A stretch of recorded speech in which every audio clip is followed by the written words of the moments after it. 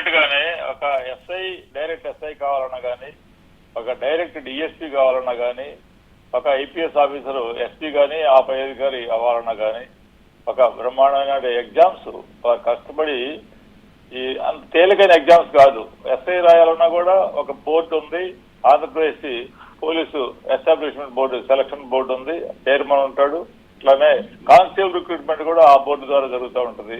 మరి నిష్ణాతమైనటువంటి ట్రైనింగ్స్ ఆంధ్రప్రదేశ్ లో ప్రస్తుతం Anantapur combined state level Hyderabad లో ఉండేది అప్ప ఆంధ్రప్రదేశ్ పోలీస్ అకాడమీ అని, వీటన్నిటిలో ట్రైనింగ్ అయిన వాళ్ళే మరి వీళ్ళందరూ కూడా.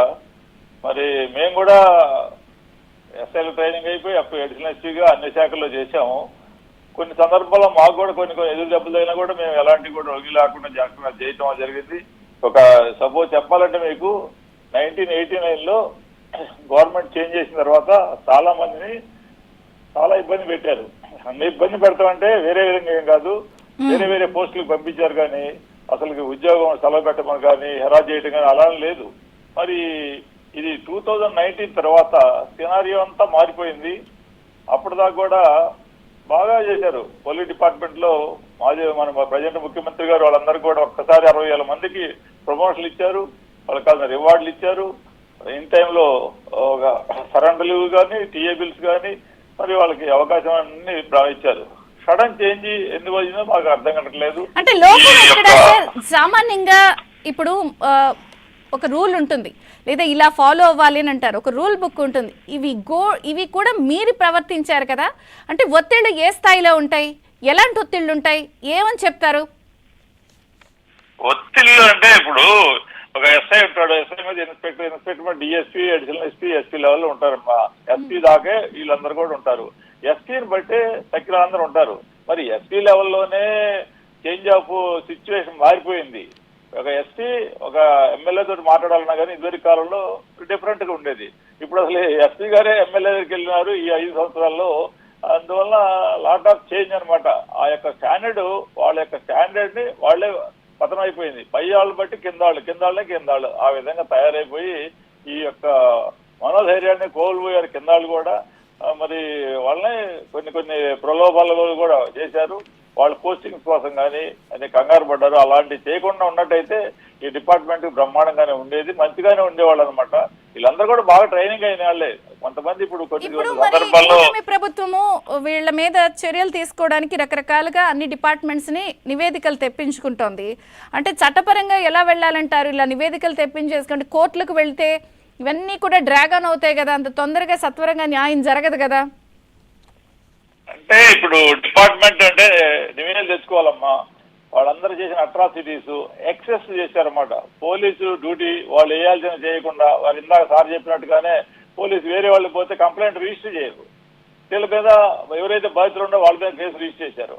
అలాంటివన్నీ కూడా చేసి ఒక స్పెషల్ టీమ్స్ గా తయారు చేసి వాళ్ళందరినీ కూడా ఎవరైతే ట్రైన్డ్ ఆఫీసర్స్ ఎవరైతే తప్పు చేశారో, చట్టానికి వ్యతిరేకంగా ప్రవర్తించారో వాళ్ళందరినీ కూడా తయారు చేసి అవసరమైతే కేసులు రిజిస్టర్ చేసి, మీకు తెలుసో లేదో 19 అంటే ఎమర్జెన్సీ టైంలో టార్కండే కమిటీ ఉండేనమాట. ఆ కమిటీలు కూడా ఇట్లా చేసినాయి. కొంతకాలం జరిగింది. క్లీన్ చిట్ కూడా ఇచ్చింది గవర్నమెంట్ అప్పుడు. విమల్ లాల్ కమిషన్ అవన్నీ కూడా అట్లానే ఇప్పుడు ఒక కమిషన్ వేసి అనుకోండి, it takes lot of time అనమాట. దానికి ఏం చేయాలంటే ఒక గ్రూప్ ఆఫ్ ఆఫీసర్స్ మంచాలను సెలెక్ట్ చేసుకొని, ఎందుకు లేరు మంచాలు ఉంటారండి, ఒక 10-12% చెడిపోయిన వాళ్ళు ఉంటారు. ఇప్పుడు మనది కూడా వాళ్ళ మూలంగా తక్కిన కూడా మనకెందుకు లేని స్తబ్దుగా ఉన్నారు అనమాట. అందువల్ల ఇన్ఎఫెక్టివ్ అయిపోయింది. పోలీస్ డిపార్ట్మెంట్ అంతా కూడా బ్లేమ్ ఇట్ అనమాట. There are officers who right to the occasion, they will do their work promptly and they will follow the instructions. But దీని మీద చేయాలంటే పైన ఆఫీసర్స్ స్టడీగా ఉండాలి. SP, DIG, IG rank, additional DG law and order కానీ, additional DG CID కానీ అన్ని department లో కూడా సమర్థులైన ఆఫీసర్లు ఉండాలన్నమాట. మేము చూసాము. ఇప్పుడు కొంతమంది ఏదో చేరుతా ఉంటారన్నమాట.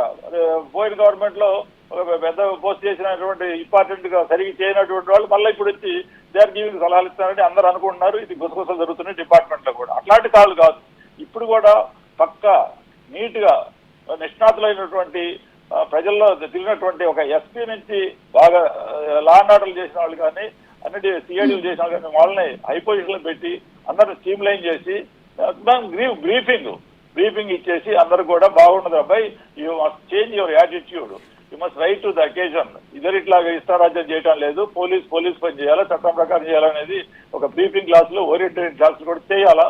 ఆ అంటే విధంగా సార్ ఇప్పుడు మీరు అన్నారు ఇలా వీళ్ళ కమిటీ వేసి అన్ని చేస్తే ఇప్పుడు కొన్ని సెక్షన్లు ఉంటాయి, 3 నెలలకు సంబంధించిన కేసెస్ ఉంటాయి, 6 నెలలు పెట్టిన సెక్షన్లు ఉంటాయి, కొన్ని 7 ఏళ్ళు ఉంటాయి, అలా అవన్నీ కూడా ఉంటాయి కదా, మరి అన్ని ఒక్కసారి తేలవు కదా.